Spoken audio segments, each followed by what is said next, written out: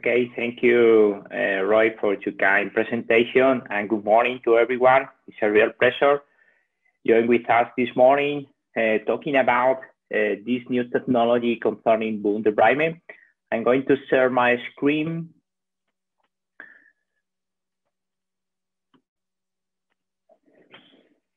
Okay, I see that you can see now my screen, right?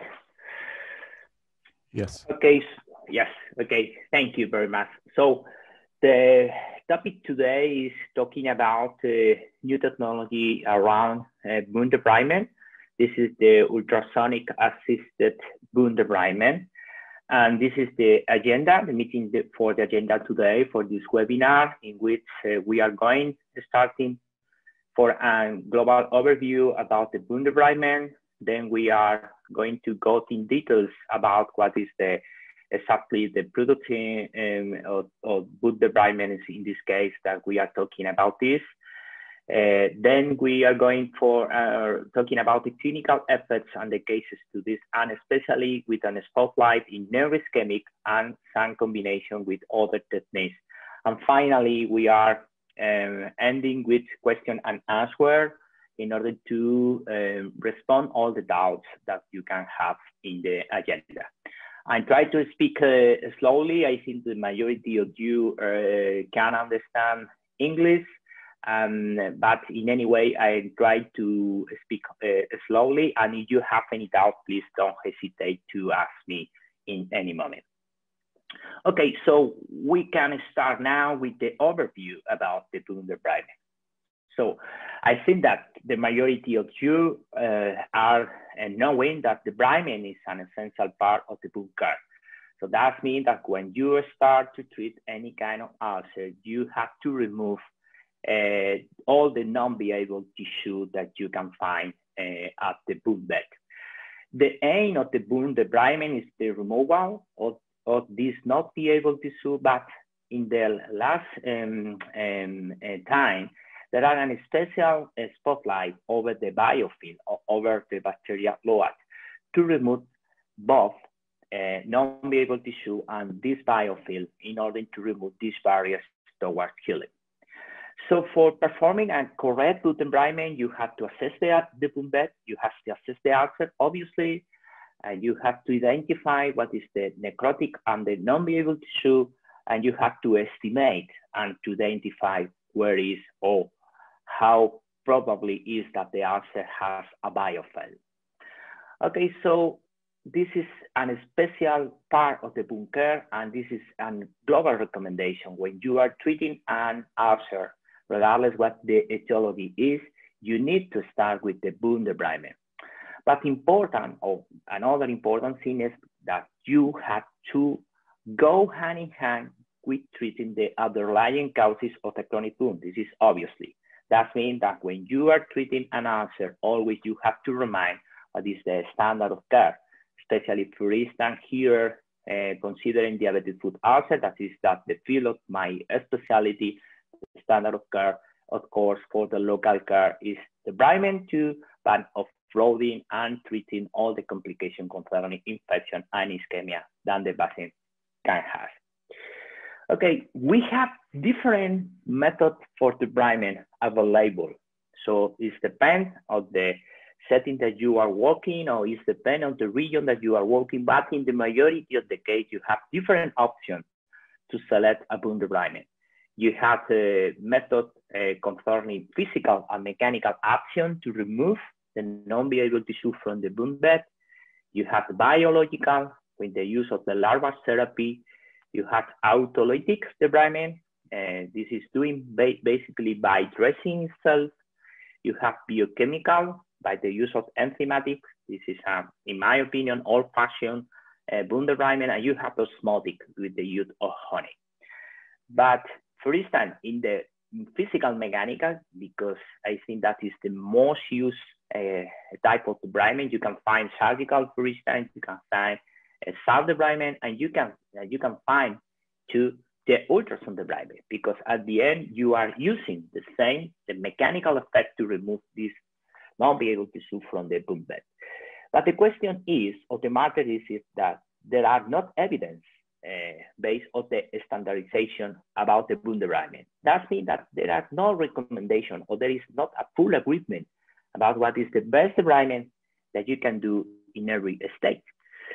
And this does mean that when you have to choose or you have to select a debridement method, you have to take into consideration different parameters. For instance, you have to take into consideration health profession parameters. That means that according with the competencies and skills of a healthcare provider, you can select different methods. You have to take into consideration patient parameters. And finally, you have to take into consideration ulcer parameters.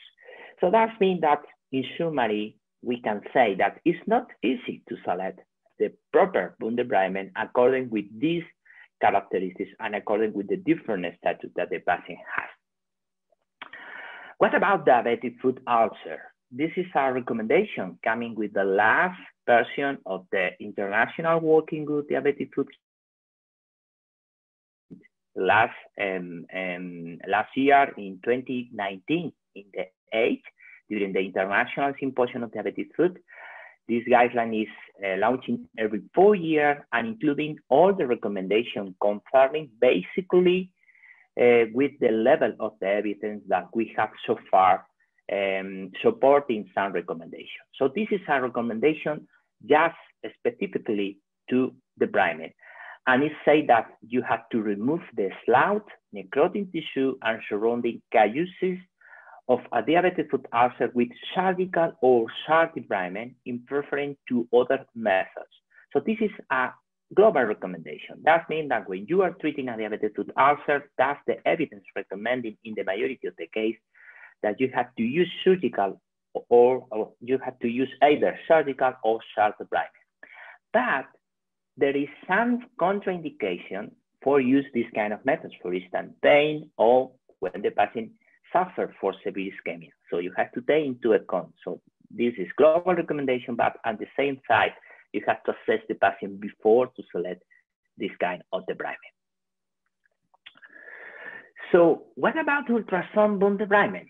So what is ultrasound assisted wound debridement? So ultrasound assisted wound debridement is a new technology that is using a low frequency contact ultrasound debridement. That means that you have to use in contact with the tissue, in contact with the wound bed, and the method use cavitation effects for creating an irrigation solution by an oscillating sonotrope tip. So what is in detail this ultrasound assisted wound debridement? So this machine has a generator that converts the main voltage into electrical energy of the desired frequency, and the converter transports this electrical energy into mechanical energy, and this produces an oscillation. So by activating this foot switch, you can create this oscillation and the sonotrope of the instrument begins to oscillate. So when you apply directly over the wound bed this sonotrope oscillates around 25 times per second, and is produced with an irrigation of some solution, a bubbles, and this bubble arrives in this solution, and these bubbles implode and produce a powerful streaming that touches the bright and biofilm from the wound bed, and of course facilitates the wound healing. This is the different components that this technology or this device has.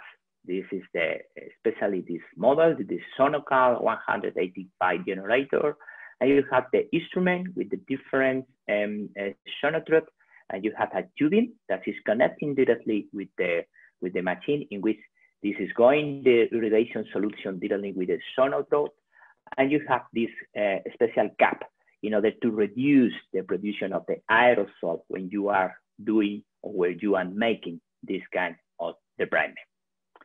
So you can see here a simple video about how the technology is. So it's very easy to apply because you can only have to put in contact this sonotrope over the wound bed. and you have to push the foot switch, and then the machine is starting to work. And you can see here how it's able to remove, in this case, the non-viable tissue is mainly a slough tissue, and is taken out from the ulcer. You have to move the sonotrode around the ulcer, and according with the different oscillation that you are doing, the soft tissue, in this case, the non-viable tissue is taken out from the ulcer. Okay, so one is the more important things concerning with the ultrasound, or what is the clinical evidence. In my particular point of view, this is very important because it's able to remove the non-viable tissue without harming the healthy tissue. This is very important. That means that when you are taking out this kind of tissue, there is not a new lesion in the wound bed. And this is very important in some specific condition of the patient. Of course, the ultrasound-assisted wound debridement promotes the wound healing because it's able to assist or to help for a wound bed preparation, because it's removing all the barriers to healing, and especially it's very effective against the bacterial load, the biofilm, and against this increasing of the bacterial load over the wound bed. At the same time, you can remove all the non-viable tissue, and at the same time, you can promote granulation tissue formation, because this method has an effect in the collagen production and in the helping the neoangiogenesis and the wound bed. That means that this is not only a method of debridement, this is a method to improving the wound bed characteristics of the ulcer.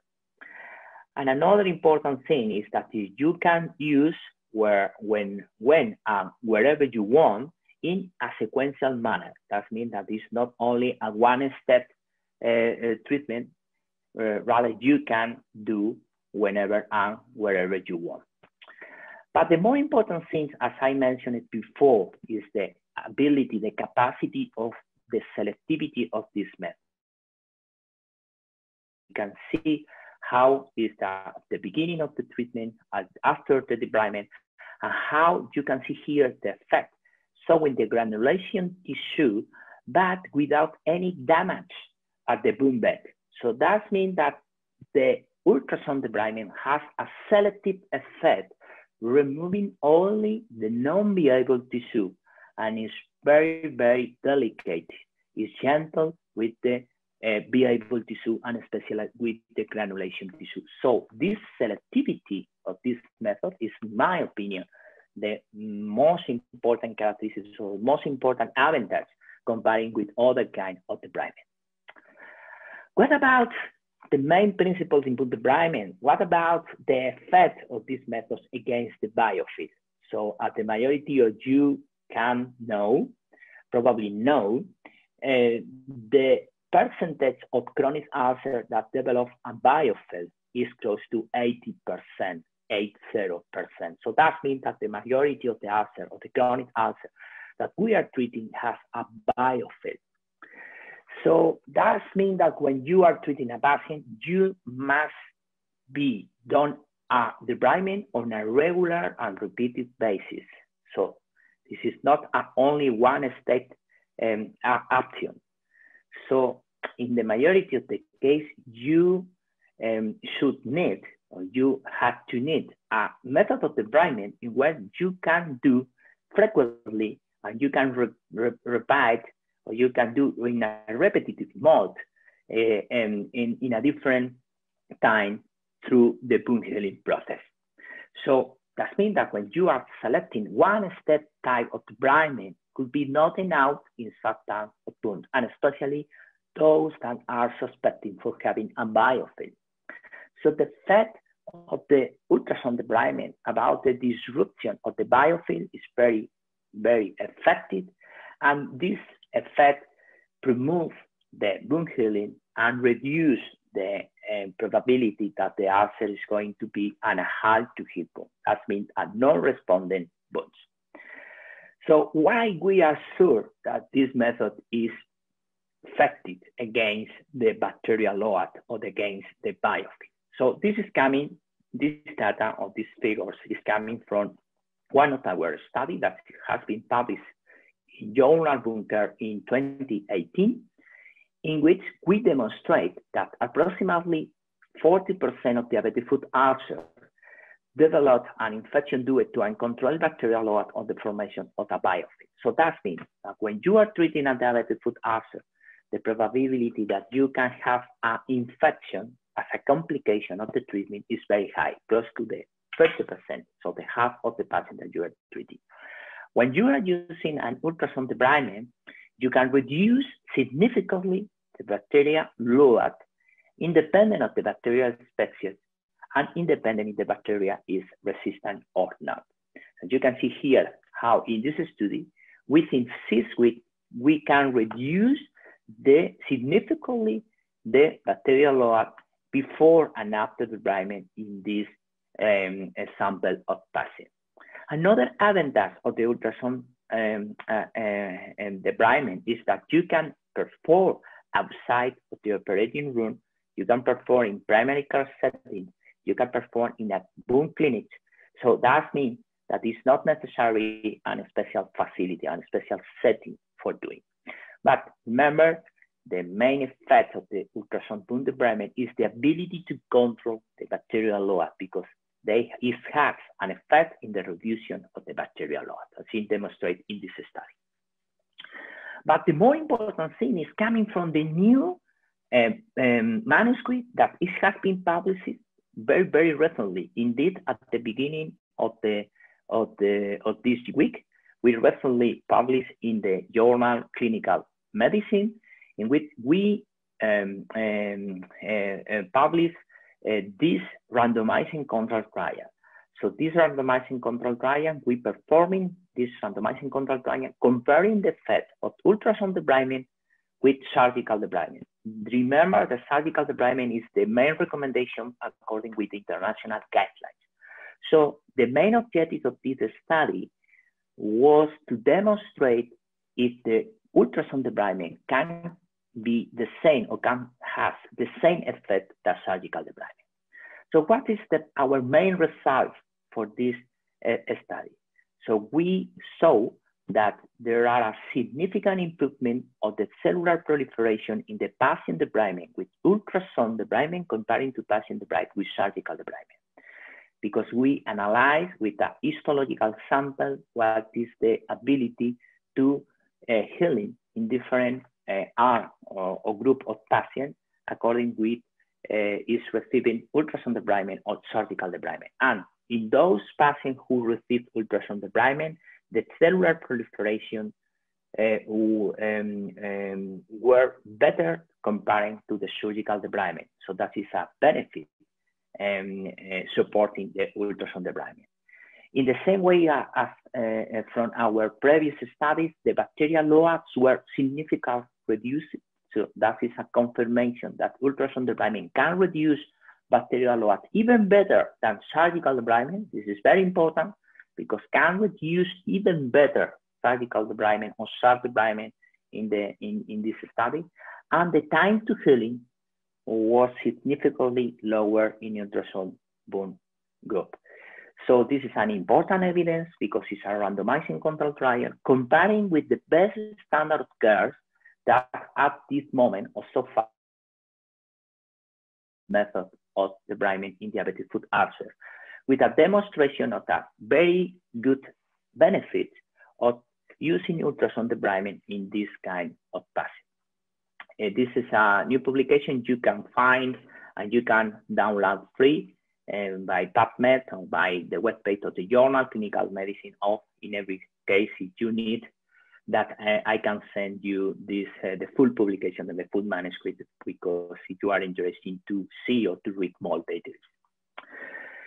So we are going to the clinical practice because this is all the rationale, the arguments, and the evidence that is very important. But I know that in this group, there are surgeons. So surgeons, as is my case, we are keen on clinical practice or the daily practice and case studies, because we need to see how it's working in the real life.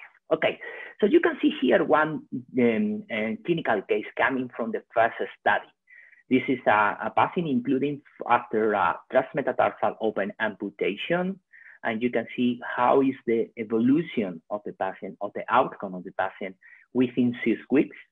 And you can see how the wound bed is improving from the beginning to the end, with a reduction of the area of the ulcer and with an increasing of the wound bed condition. One important thing, as I mentioned it before, is that you can use ultrasound debridement in a different times. So that means that you can use frequently within the wound care process. In this study, we performing weekly. So every week we are performing ultrasound debridement, and you can see how is the evolution of the patient according with this squeeze until having a very good granulation tissue, with a very good evidence clinically that we are removing not only non-viable tissue, slough tissue, but 2 bacterial load and especially biofilm, and with an important effect against the biofilm. But in my opinion, in my particular experience, the ultrasound wound debridement has an important window of opportunity for selecting the method in neuroischemic diabetic foot ulcer. Why in neuroischemic diabetic foot ulcer? Because according with the recommendation of the international guideline, remember that there is a limitation concerning the vascular status of the patient. So that means that if the patient has some level of ischemia, the preference methods, remember surgical or sharp debridement, has a contraindication. And in this case, you have to select another method of debridement. In this case, I think that you can use with a very good result ultrasound debridement in neuroischemic patient, because there is a contraindication. But the thing is in the Western countries and in the more developed countries, we have up to 60% of all diabetic foot ulcers are neuroischemic. So that means that, for instance, in our environment now, in our place here in Spain, here in our clinic in Madrid, the majority of the patients that we are treating every day are neuroischemic. So that means that in 60 or 70% of the patients, you have a limitation to perform a wound debridement. So this is a very important point, because you can use as alternative the ultrasound debridement. Another important consideration, for instance, when you have a patient taking anticoagulants or antiaggregants, that is another very common condition, especially in diabetic foot patients, because they have a general cardiovascular complication, and usually they are taking anticoagulants. So this is another limitation for a frequent or surgical debridement. Another important thing, if you don't have a surgeon close to you, or if you need to refer the patient to the hospital for doing this kind of debridement, this is time consuming, this is cost consuming, and if you can do it in primary care setting or in a wound clinic, this is another advantage, because you don't need a surgeon and you don't need an operating room. The more important thing, when you are performing debridement, and especially in some locations, if you remove the not viable tissue, you can expose sensitive tissue or deep tissue. This is another advantage of ultrasound debridement, because remember that it's able to remove the not viable tissue because any damage in the deep tissue. And it's a special, very, very critical point when you are removing tissue and where the ulcer is covering bone, joints, ligaments, and another sensitive tissue, deep tissue. So this is an important consideration concerning diabetic foot management, and especially neuroischemic diabetic foot patients. So without any doubt, this is an option. because in neuroischemic, the sharp debridement is not possible. And this ultrasound debridement allows you to do this kind of debridement in a patient with a poor vascular status without risk of exposure of this tissue. This is very important thing. Another important consideration is the overuse of antibiotics, because the majority of the patients, or especially patients with diabetic foot, are taking antibiotics in some of the cases without any indication. In the majority of the case, because the fearing of the doctors, in the majority of the case, the general practitioner, in order the fearing for the patient develop an infection. Prescribing and you are giving antibiotics to the patient for a long duration of time, the probability to develop a bacterial resistance is very high. So that means that if the patient develops an infection, and if the patient develops an infection with a bacterial resistance, the probability of the complication of this patient is very high, and the management of this kind of infection is quite difficult. So when you are using ultrasound wound debridement, we demonstrate that we can take under control mild infection. So the patient who has mild infection without the necessity to give for the patient antibiotic, as it is very important according with our previous evidence. And remember always the limitation that you can have with the patient according with the vascular status. So this is another clinical thesis. In this case, in a patient with a neuroischemic diabetic foot ulcer, you can see how the lesion is located over the dorsal aspect of the ankle. And this, in this case, we have a high risk to expose the tendon of the dorsal muscle. And this is a special, very delicate condition, because here in this location you have only the tendon of the dorsal aspect of the tibia, and you have to the ankle joint capsule. So you must be very delicate to remove this tissue. And in this case, ultrasound debridement is very, very useful. You can see here what is the evolution of the patient with a weekly debridement. This is the patient at the beginning of the treatment. And this is the patient after 6 weeks of debridement with a marvelous granulation tissue that's allowing you that the patient can achieve the ulcer healing. But another important advantage of the ultrasound debridement is that you can combine with another advanced kind of treatment. For instance, with the skin grafting. This is another case. You saw this picture before in my presentation. This is a patient with an ulcer with necrotic and slough tissue over the Achilles tendon. This is very complicated patient, because if you are removing this tissue with a blade, you can expose the Achilles tendon. And if you expose the Achilles tendon, the probability to cover this tissue is very low. So in this case, how do we manage this patient? We are using ultrasound wound debridement in a weekly application. You can see here how we are cleaning the ulcer and removing the non-behavioral tissue. And after 2 weeks, when we have more or less the wound prepared, we are taking a skin graft. We are taking this skin graft for the calf of the patient in the contralateral left. And we are taking this skin graft here.